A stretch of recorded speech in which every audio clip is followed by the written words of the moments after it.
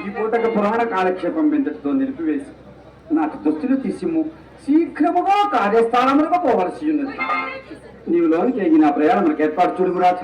అయ్యో దేవుడా, పొద్దు వానం లేదు, భోజనాశము తీరలేదు, అప్పుడేమో తొందరపైన ఆసనమైనదయ్యా. మరి ఏమీ లేదు మిత్రమా, నేటి నుండి నాయన గారు వ్యాపార బాధ్యతలన్నీ నా పైన విడిచి వారి విశ్రాంతి కైకొన నిశ్చయించినారు. ముందు వర్జమున్నందున శీఘ్రమే రమ్మని ఆజ్ఞాపించినారు. అవును మిత్రమా, పుత్రోత్సాహము తండ్రికి పుత్రుడు జన్మించినప్పుడే కలగదు కదా.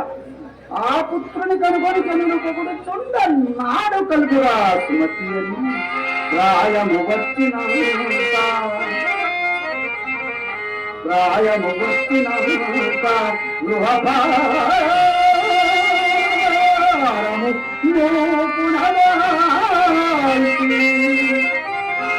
అందుకే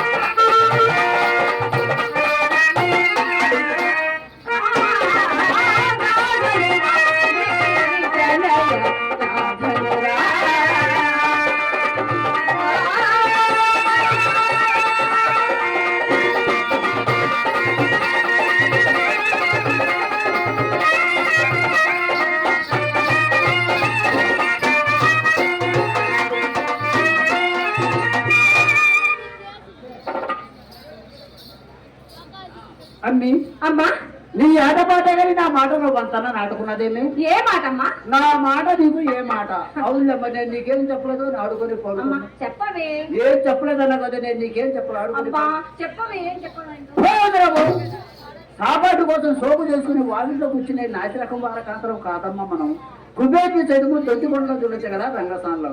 అయినా సరుకులు పెడుతూ సోవాసం ఎంతకాలమే. ఏడే వాడేడే ఎవ్వరే?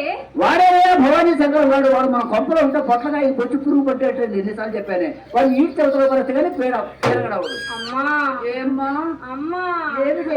అంత సొమ్ము పెట్టిన వాణిని ఇంటిలోని ఆవలకు కొట్టలేక చూచుచున్నానమ్మా. ఎంత సొమ్ము పెట్టాడు అని తెగరెచ్చిపోతున్నావు కానీ తొట్లు పెట్టాడా పుట్లు పెట్టాడా? చూసి పెట్టాడా కొలిసి పెట్టాడా? మూరడ పెట్టాడా బారడ పెట్టాడా? నీకేమైనా పెట్టాడేమో కానీ ఏ నాడైనా నాకు ఒక అర్ధగజం పెట్టాడంటే ఏమిటి అది? అదేనమ్మా రవికగుడ్డ. ఆహా, సరే నా సంగతి రా వదిలేయమ్మా. పెట్టాడని ఒక పెట్టిందేదో కొంచెం బయట పెట్టామ్మా. బగలలో వలపుల వరిసెలు చితలినారు. అమ్మా అమ్మా, బగలలో వలపుల వరిసెలు చితలినారు. తిరుగన కుర్చీ ఎత్తించినారు.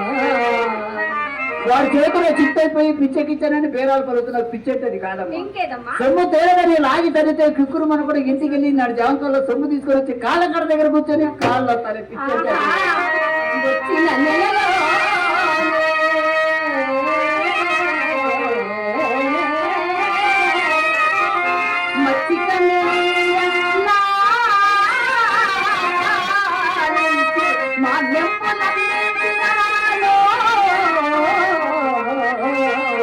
మాన్యాలు మీరు కోరుకోపోతారంటే చస్తే అమ్మరు. కట్టుకున్న పిల్లాన్ని రెండు కళ్ళతో చూడలేక మద పిచ్చి బట్టి మత్తు పానీయాలకు అలవాటు పడి మన కొంపలపైకి ఎగబడతారే. మనం మెప్పు కోసం అప్పు చేసి మాన్యాలు ఏమైనా అమ్ముతారేమో కానీ మన కోసం చస్తే అమ్మరు.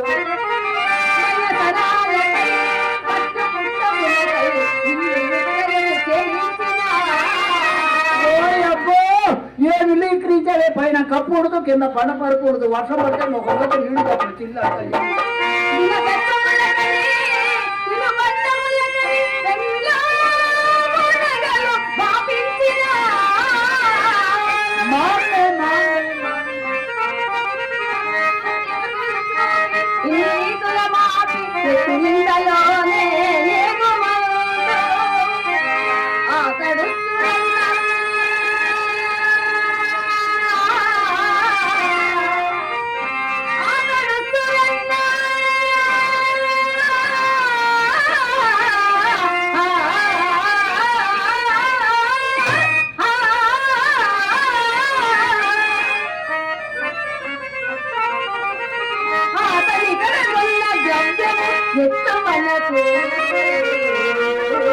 దక్కునమ్మా